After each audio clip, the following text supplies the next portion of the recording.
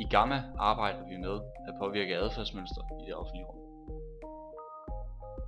I dette projekt forsøger vi at påvirke brugerne af en rulletrappe på Aarhus Hovedbanegård til at stå til højre og gå til venstre. Vores erfaring viser, at de eksisterende tiltag har vist sig ikke at påvirke brugernes adfærd radikalt. Som I kan se, følger alle rulletrappens brugere ikke de foreskrevne retningslinjer.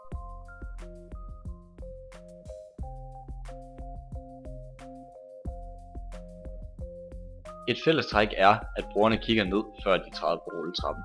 Vi valgte derfor at udvikle en mock-up, der imødekom brugernes adfærdsmønstre.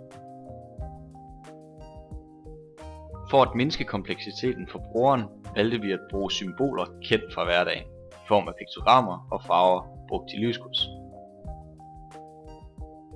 Vi opdelte rulletrappen med en vejstribe for at pointere, at rulletrappen faktisk har 2 baner. Da vi testede mock-up'en på rulletrappen, fangede den tydeligvis brugernes opmærksomhed, og vi oplevede færre tilfælde af brud på de foreskrevne retningslinjer. I et forsøg på at påvirke brugernes adfærdsmønstre yderligere, valgte vi at videreudvikle mock-up'ens koncept i en prototype. Vi anvendte trykfølsomme modder til at aktivere et system bestående af dynamiske og statiske LED-lys. Prototypen skabte opmærksomhed, men stjal også fokus fra den egentlige hensigt, fordi vi oplevede flere brud på retningslinjerne, end hvis prototypen ikke var implementeret.